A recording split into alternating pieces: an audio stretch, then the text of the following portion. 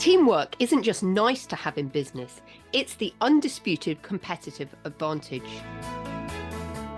When your team members work as a unified force, your whole operation benefits through higher productivity, thriving creativity, and unstoppable momentum.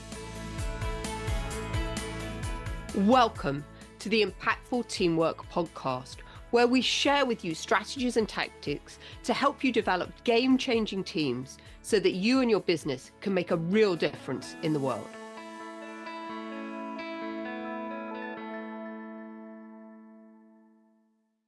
So welcome back, everyone, to another edition of Impactful Teamwork. And I'm Julia Felton, your host and guide. And I am so excited because today I am joined by Kelly Wendorf. And Kelly is the founder of Equus, and I'm a massive fan of her work. I've read her books, and so we're going to unpack some of the concepts she talks about in her books. She is also somebody who works in the field of equine-facilitated leadership and learning. So hopefully now, everyone, you'll hear that it's not just me that is passionate about this subject and what we can learn from nature and the horses to improve the way we lead and run businesses. So Kelly, welcome to Impactful Teamwork. We are so happy to have you here today.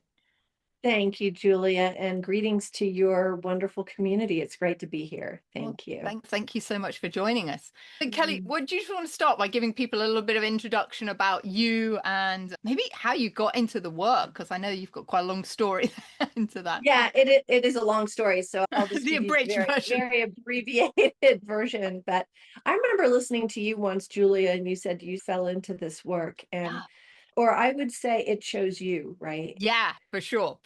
And I was a lifelong equestrian, but the deeper calling, besides just my horses every day from the moment I was tiny and completely horse crazy, the deeper calling was I just felt the world very deeply, and I felt the ways that things weren't really working very well. Generally, I was worried about the environment. When I was young, the Vietnam War was a really big deal, and there was just a lot of imagery that went across my awareness as a kid. And so war and the environment and children and pollution and all of these things were very important to me. I was a serious child and an introvert and an empath, and that inquiry led me to, as an adult, really spend time with the question of what conditions need to be in place to assist people to thrive. And by thrive is an overarching idea of feel good, be kind, want to take care of others, want to take care of oneself, want to take care of the planet, and lead really robust and powerful lives. And so that led me to horses always running alongside me, in various forms. There was a time in my very early 20s where I had a riding school and I was a trainer and was set for the Olympics. That was my goal. Oh, wow. Amazing. I obviously didn't get there, but that I was absolutely determined that was where I was going to go. So I took my riding career very seriously, but something else was very much pulling me, and it was this question about humanity. And I saw in my riding school, and I was too young to articulate it, but I saw, like, given the right conditions, people who partnered with horses, if some sort of unique combination of conditions were at play, something lit up in the human being that helped them to be better humans. And I was like, that thing, that light that I see come on in people's eyes, that's what I want to give my life to. So I went to India. I studied with quite a few teachers, took it must be enlightenment. It must be. And from there, life took me. I lived in Australia for 20 years, and I ran a magazine focused on that question, basically. And my mind and my heart began to turn towards more evidence-based methodologies to answer that question. Neuroscience, neuroplasticity, and then that's when coaching came into the. So I've been coaching formally for 20 years, informally for 30 years. Yeah. And before I knew what that word really meant. Sure. Yeah. And so at some point as a coach, I realized, wow, a lot can happen in a conversation, but people learn with their whole bodies, right? Mm, And I realized I was leaving a lot of capital on the table for my clients by not pairing my work with some kind of experiential yeah. process. Any third thing, right? It can be a poem, it can be a walk in the woods, it can be art. And who was in my backyard but my horses? And they're so low. And it took me that long, but took me from the time I had the riding school to and that whole kind of Mm, learning journey I went on to go, oh, the horses, that's where they're such consummate facilitators of yeah. transformation. And without anthropomorphizing them and without using them like a medicine ball, because that's no good, but to really engage people in a reciprocal relationship of possibility, they're such amazing truth tellers. And because people are in awe of them, it sets them up that critical neocortex that would say, oh, this is all just baloney, this is not serious work. All of that kind of softens and it goes in, right? And Mhm. as I've heard you say, people leave changed. Most of my work's virtual and working with teams and working on Zoom. But for the folks who want to really come and do the deep dive, Mhm. they'll come to my Yeah. ranch in Santa Fe and work with my herd of Yeah. equines. I've got 7. Oh, wow. Yeah. Yeah. I've got three Yeah. now. Three now. This thing about being tapped on the shoulder, people look at my life and they go, wow, this is just amazing. It's your dream come true. And it is. But before it really manifested, I was so resistant. Mm. I had all these biases about, oh, just working with horses is just petting the ponies. It's not serious work. I want to do serious work. And I had all this bias about the horse world because we say we love our horses, but we put them through a lot of really awful things. And I was part of a lot of show barns and it could be very toxic and I didn't Mhm. want anything to do with that. So I really resisted. And the horses were like, yes, we are working with you. Yes, we are working with you. And I'm like, no, no, I don't want to. I don't want the expense. I don't want the Yeah. drama.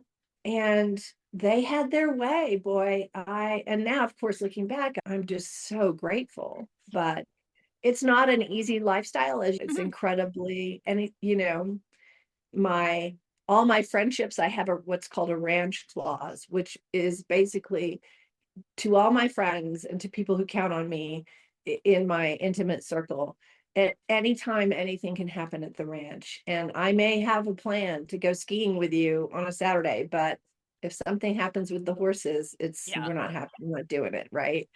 So it's And a real life of service. yeah, I think what's really interesting there as well it's such a life of service because the horses impact everything we do. Yeah. But also, you alluded to it there, it's that need for adaptability and agility that I've really learned from the horses. We can't have the one plan that this is what we're going to do. And in the same way in business, we can't. And you alluded to it as well at the beginning. We're going through almost like the equivalent of the Vietnam War right now. It feels like with everything going on. And for people, we're living in this just time of uncertainty, and so many people just get stuck in their lane and can't cope. And I always see that.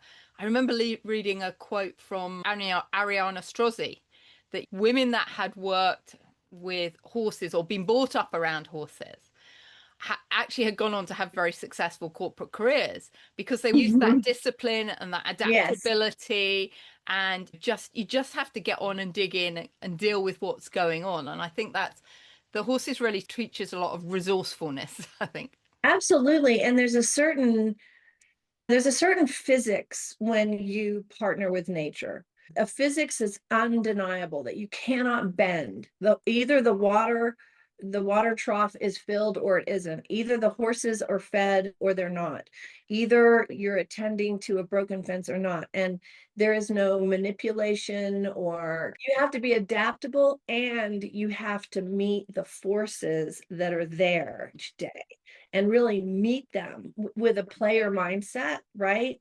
rather than oh, this is all too much, or let me see if I Mhm. can manipulate something. You can't do that. You have to, yeah, show up and be present, right? Yeah. And Yeah. that presence is such an important quality that those of us that come around horses have developed, right? And I know for when my clients come out, I think that's the single biggest thing that they find most challenging is to get present and get in the moment and Hmm. pay attention to what is happening around us. And I think Hmm. horses are such great teachers of that. And that's such a skill that's missing in the world right now, and why people feel, and you talk about it in your book, being disconnected, right? We think we're connected because we've got all these social media friends, or Hmm. you want to call them, but actually we're so disconnected from ourselves, and the Yeah. horses get us back into that self-awareness. Totally. Our society is very good at getting engaged, but not connected. And they're different, right? Mm. Being engaged and increasingly, right? Now that we have AI, technology is speeding up, our inbox is just overflowing. The sort of tyranny of our attention, what our attention is, how it's being grabbed and Yeah. hijacked. And then we think that's presence because we're engaged. And of course, that's not it at all. So, yeah, it's a superpower. And as things become increasingly challenging for all of us on Earth right now, we're in a poly crisis, right? That's what Yep. the experts are calling it. We're going to be forced to do things differently Yeah. because we can't do it in the way we've been doing it. It's going to force our hand. And you and I both look towards nature for teaching us how to do things differently. In nature, there is this framework, or nature hasn't developed the framework, but biologists have Yeah. named a framework that sort of depicts how nature evolves and grows and thrives, and it's called the adaptive cycle. And it's a cycle that looks like an ellipses on a figure eight on its side. And it has these four stages: new, beginnings, growth, consolidation, and endings, or letting go. And then it swings. And you can map the four seasons on that, but Yeah. all species run through a series of adaptive cycles that help them to bounce forward and evolve. And what engages an adaptive cycle is disruption. You have a consolidation phase where everything, like the summer, right? It's evolved to as much as it can evolve. The trees cannot grow any more leaves. And then what happens? The light shifts and suddenly the temperatures shift. And that is the disruption, which makes the Yep. leaves fall, right? And then we go into dormancy and it cycles through again. So disruption is really a catalyst for bouncing into a new evolutionary possibility. So if we look at the collective of humanity right now, we are in a disruption phase. And it looks cataclysmic, and who knows, we don't know how it's all going to unfold. But the good news is that it does push us to do things differently. And species that do not respond differently to disruption, they perish. And species that where that disruption, like whether it's a drought or a Mhm. comet, Yeah. if they do respond in a way that causes them to do things differently, then they evolve. And so the question of our time right now is, how are we going to do things differently? And then we can take advantage of what this disruption has done. And we feel it personally, right? Because we're all connected to what's going Yeah. on. And yeah. And what I love is that you were writing about this disruption before it even happened. Talk about, your book is called Flying Lead Change, which is, such as you and I know, a metaphor Great for what's metaphor. going on. Yeah. But perhaps you could explain to the listeners what a flying lead change is, and Yeah. how that's so applicable to what we're going through right now in the world and leadership. Yeah, so a flying lead change is something that four-legged animals do. And horses, we as equestrians have learned to turn it into a beautiful art form. But essentially, with four-legged animals, when they are running or cantering or galloping, animals never really run in a straight line. They're always running in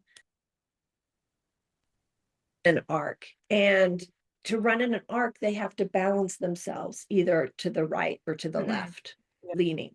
So if they're arcing to the left, say, it'll be the left leg, left front leg, and left hind leg that come out a little bit ahead to keep the animal upright. If the topography changes and there is a need to rebalance themselves, and this is where the metaphor is so powerful, then the animal has to adjust which side they're on. And in order to go from a left sort of lead, we call it a lead, to a right lead, they have to bounce up in the air and switch the legs so that when they come down, they are on their right front leg leading and right hind leg leading. So it is a kind of physics-defying maneuver for an animal that weighs a lot. And so as a metaphor, it is, and it looks like for a moment that the horse is suspended in midair. And it's quite a beautiful move. But here we are, the topography is changing for us as a collective. Climate change, AI, war, political unrest, all of these things that are colliding together.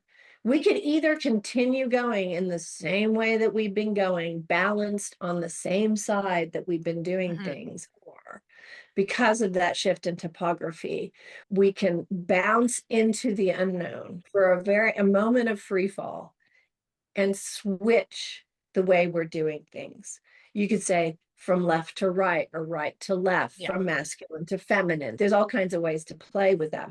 But we have an opportunity to do a collective flying lead change and go into a completely different direction, leaning on a different aspect of ourselves. And I guess if you take that horse metaphor further, what happens in a horse is they get disunited, right? So the goes and part of it doesn't. And you can see that almost happening in the world, that there is a group of people that are like, yeah, we've got to pivot and change and go, and another group that are stuck with where that's or part of them wants to, like, sometimes I'll have corporate clients where they say, yes, we want to change our culture and we really want to have a feedback rich culture and a culture that's resilient and a culture that's based on regenerative practices of being a more evolved company. But then when they realize they have to tell the truth and they have to show up with vulnerability and they have to call out in themselves and each other toxic behavior, they're like, oh no.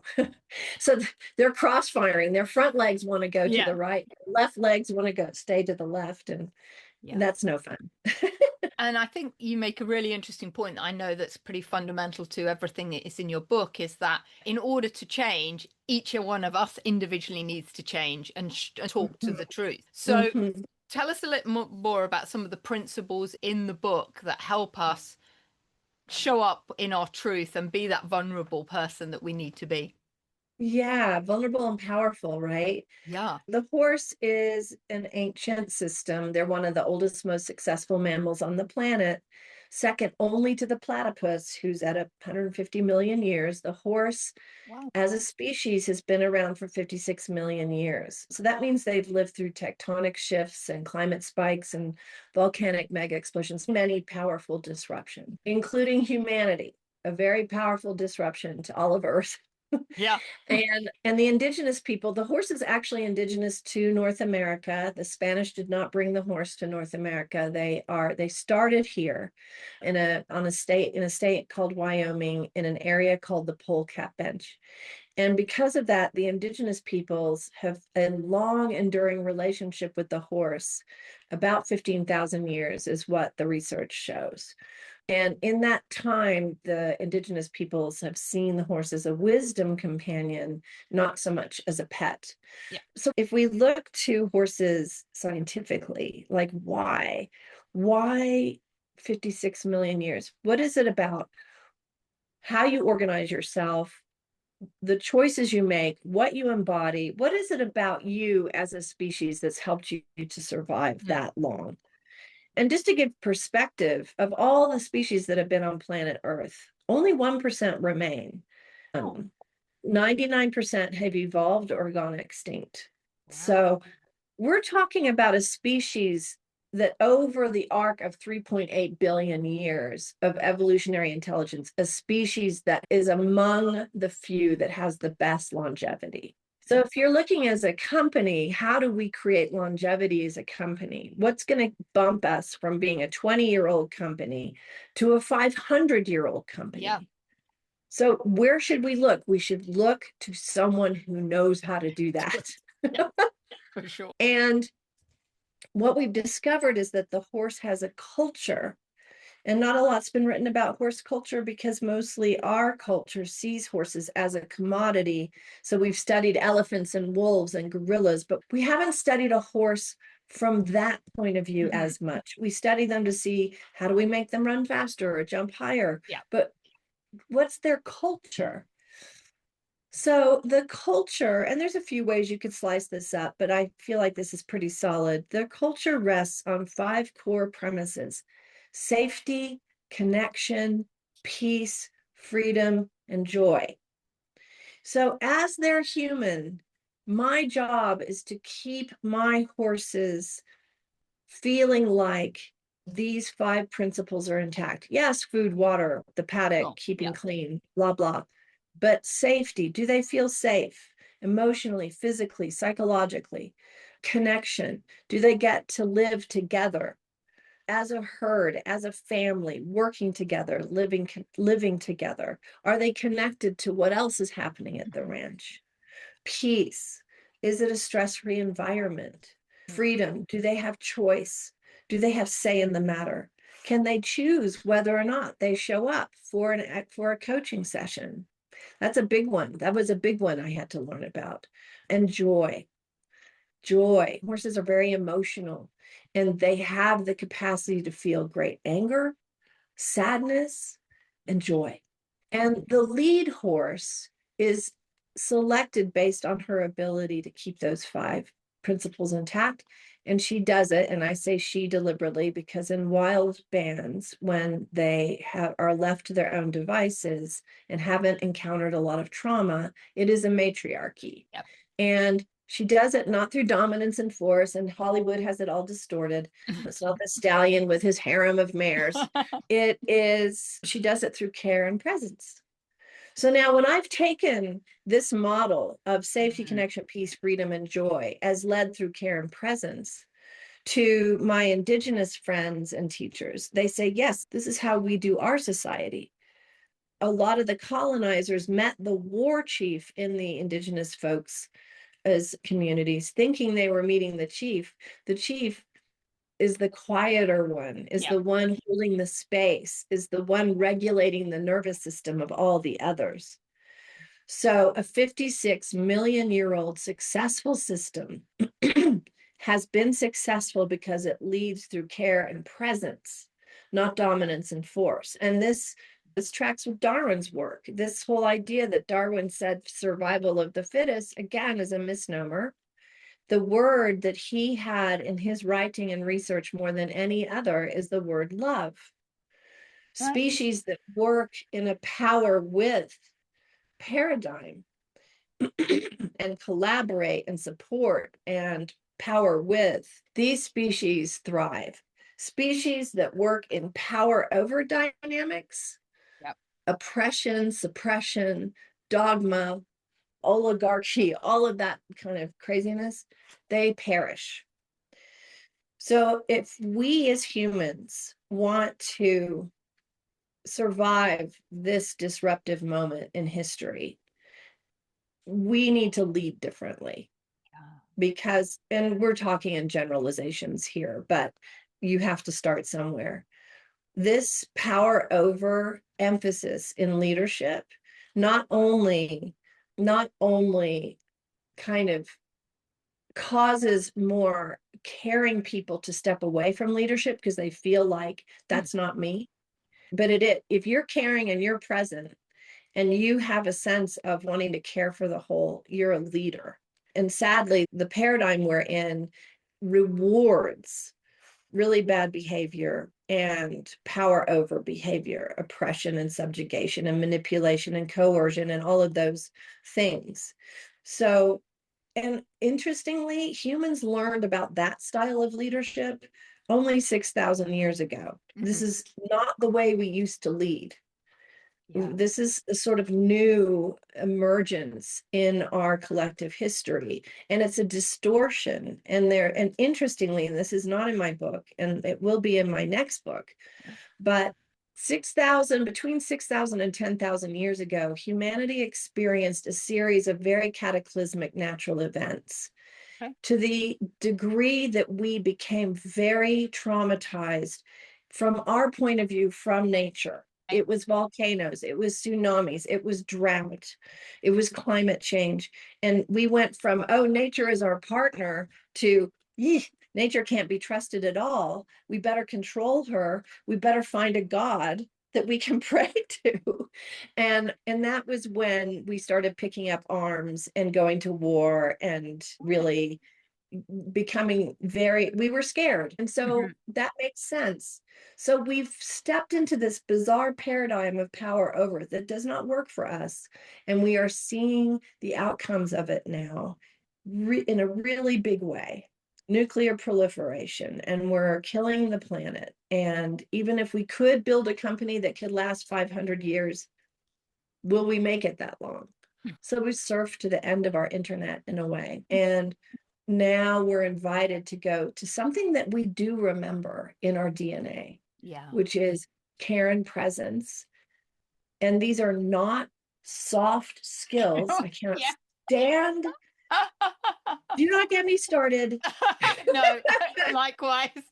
But that is just, again, it's just a distortion told through the 6,000-year-old trance that dismisses these really powerful aspects. Care, as in caring for a child or being a part of a horse herd, care is very robust. It has strong boundaries. It has teeth and hooves when necessary, but it also has presence and connection. And these are just such great skills for leaders to develop: safety, connection, peace, freedom, and joy. That's what all of our team members want from us as a leader, with that overarching, they want to know that they're cared for and we're paying attention to them. They want that sense of belonging. Absolutely. Can you imagine if we governed our institutions to uphold safety, connection, peace, freedom, and joy through care and presence, how different the world would be? And this isn't just, oh, this is a really nice platitude. We at Equus decided we are going to walk our talk. We are going to aspire to, endeavor to run our organization through these principles, not as a rigid dogma, but just what happens when we flatten the hierarchy and make this what people call a regenerative business, which means we keep making things better and evolving and growing and being adaptive, right? And so far, it's working really well. So we invite organizations to try this on for size as a cultural shift. Yeah. And I think I do quite a bit of work with reinvention, which is really effectively a regeneration, right? Yes. A new buzzword out there, for want of a better word. But I think in order to survive and thrive, we have to keep regenerating, reinventing, and taking the best of what we had but adapting it for how the conditions are. I don't think any of us are saying we throw the baby out with the bathwater, right? We're like, there's some great stuff that's still out there, but how do we take it? And like you said, we did have all of these great skills. Then 6,000 years ago, it all changed. Let's reconnect to what innately we know. It's unconscious, right? We don't, because we don't consciously remember being like that. We've got to get back to that. I have a great sense of love and respect for humanity, especially when I realized that we lost our way, not because we're somehow these terrible beings that just wreak havoc and destruction on the earth, but actually we lost our way because we got scared, like anyone would. Something felt too hard to manage. We were traumatized. And what I love about working with senior level leaders and companies is I get to see the goodness in humans that want to do the right thing, that want to come together and build something beautiful. And that just gives me hope. that we can do something amazing on this planet. Yeah. I think there's plenty of people out there. Sometimes it's, are they brave enough to step out of the Mhm. shadows and be Yes, visible to do it? yes, yeah. Because of that fear, oh, if I step up and say that, what would happen in my company? Or you're the CEO and you're like, if I do this in my company and it fails, then it's all on me. And then people get scared about jobs and some of the constructs that we've put in place that stop people experimenting to try something I new. know. That's right. So it's a big deal. It requires a lot of courage when disruption happens and people are invited to do things differently, to let go of old ways and step into something different. There is a thing called tribal shaming that Dr. Mario Martinez coined that phrase, and that's basically when the primitive parts of people's brain sees somebody doing something new and different, gets threatened by it because to that part of the brain, the tribe has to stay together and we have to do things the same old way. And so they'll do what's called change back behavior, which is either shame people. Wait, what? You're going to take our team to work with horses? Are you crazy? Shame, right? Shame or coerce or manipulate or disown or fire. This stuff is real. So you have to have the grit and courage to be a change agent. And then, if that weren't enough to have to deal with, after the letting go phase, before there's the new beginnings, there's a phase in the middle called the messy middle. We call it the messy middle. Yeah. And it's when you see a snake shedding its skin, not pretty, not pretty. And things are messy and things are tumultuous, and people don't like that. Our brains don't like that. And so it could go something like a CEO is super brave and wants to work with Julia and her horses, and he gets or she gets a ton of flack because why are we going out and petting ponies? How stupid is this? Oh, Yeah. it's just woo. Have you lost your mind? How much are we spending on this thing? And then they encounter the horses, and invariably this shakes things up. So now there's everything's getting messy. So now the CEO has to answer for everything was fine. Now look at the mess you've made. Yeah. Right? And you have to hang on for the ride Mm. because on the other side of the messy is something new and powerful. And boy, our company Equus has gone through many cycles of the adaptive cycle where we have shed people, we have shed ways that we do things, we have Sure. shed all kinds of things, and there were messy times that everyone got a little scared. So the leader who understands the adaptive cycle can say, folks, I know where we're going. I know this is hard right now. I know it feels like everything is off kilter and like we're all going to die, and we are not. And if you stick with me, we will get to the other side. And we do. Mhm. But you need someone, at least one person in the mix who understands what the disruption, the letting go, the messy middle, those three phases, what Yeah. they mean, and not lose heart. And even in my retreats that I do here, we go through an adaptive cycle. And there's a point in the retreat where people are going, oh, I didn't know we were going to go here. This feels a little bit dark and hard and scary. And it's my job to say, I know, and I gotcha. And I know where we are, and we're right here. Right. And we're gonna go, but we're going over here. And I got this. And people need to hear that. Yeah, it's the good old phrase that we use a lot, isn't it? Trust the horses, trust the process. In the same, what you were talking Yes. about in organizational change, we've got to trust the process, that the process is going to work. Yeah. Because actually it's based on nature and that adaptive cycle. It's a natural rhythm. It is not, it's Tony Robbins calls it a crazy eight, that affinity sign on the symbol on the Mhm. side. It has to move. It just does, right? Yes. But you've got to be brave to and courageous, to go back to that Yes. term, to ride the wave of it, right? Yes. Yes. And not everybody does. You No. know, it's a sort of, there's the whole archetype of the hero's journey or heroine journey. and there is a time of sort of darkness. And that is by design, because that's where you get your chops, that's where you get your Yep. wisdom. And some folks eddy out. That's a river rafting term. Sorry, but it Yeah. just means no, not for me. Yeah. And again, folks that for whatever reason choose not now or choose no, not at all, life begins to flatline. Yeah. It's just a really interesting lens through which to watch Yeah. how things evolve. Yeah. Yeah. And just before we bring this to a close, I just want to talk a little bit about, you talk in your book about rewilding leaders and rewilding as an invitation to humans and organizations. So what does Mm, rewilding look through your lens? Because I know it's a term I use as well. So I'm just really yeah. curious to hear your Yeah. take on that. And it's starting to be like it's a meme or whatever. It's starting to get out there. And here's what it doesn't mean. It doesn't mean that you like get tattoos and grow dreadlocks and check out of society. And it doesn't mean any of that.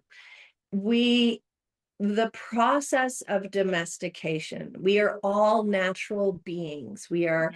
We are animals. We are part of the natural world. We have intuition. We have ferocity and a sense of being connected to all things. We are an exquisite species on earth that is highly adaptable, and we have the ability to sense into other species, and there's just so much about us. But those our best attributes are attributes that are naturally occurring, that we have not domesticated.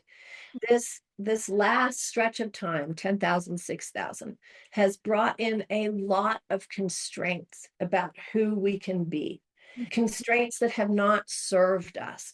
What a woman is supposed to be, what a man is supposed to be, that there's only men and women and nothing in between, what it means to be a good daughter or a good mother or a good husband, all these like fences that we put, what emotions mean, like all these things that are just constructs that have nothing to do with who we innately are as Yeah. human beings, as vibrant, strong, alive, thriving, intuitive, compassionate beings, creative, right? So rewilding to me is really more, it's not about going towards wild. We are that innately, just like a bird or a horse Yeah. is. It's about dismantling the frameworks and fences and walls that keep us hemmed in and keep us from our wild, creative, innovative selves. That's rewilding to me. Yeah.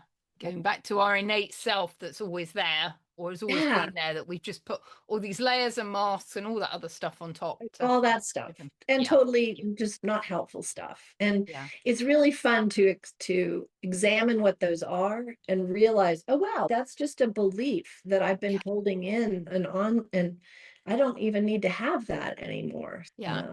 Goes back to that awareness and presence about Mhm. what's going on for us, right? And then realizing, Yeah. well, actually, does that really serve me? Yes, no.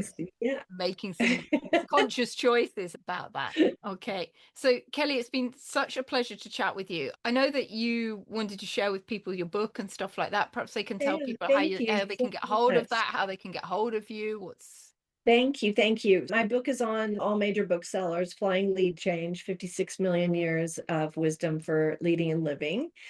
And on my website, which is equusinspired.com, EQUUS inspired.com, there's a lot of ways to engage with the frameworks and the just everything we're talking about. We have a lot of virtual classes and courses. This year, we have coming up an online class called How to Lead a Transformative Life, where we work with the adaptive cycle. oh, And cool. it's great. It's a couple of weekends for a couple of hours, and that's happening in September. And then there's the opportunity to come here to Santa Fe and work with me and Nice. my horses. But I invite people to go to the website and subscribe to my newsletter. I write essays every month Oh, about wow. these things. And yeah, Excellent. maybe we'll be posting this podcast there. And Uh, yeah, it's really great to meet your community. No, thank you so much for your time and energy today. I've so enjoyed speaking with you. You And too, Julia. for everyone listening to the podcast, I guess my invitation to you for this week is, how can you be more present, have more care and presence in your life and bring the 5 principles of safety, connection, peace, freedom, and joy in with your team. Because I think, as Kelly said, we're going through a massive transformation in the world right now. And what we need to do is stay really grounded and support the people around us. And if we are operating from a place of care and presence, then that really helps everyone around us. So thank you so much, Kelly, for your time today. And everyone, will catch you on the next episode. Bye-bye.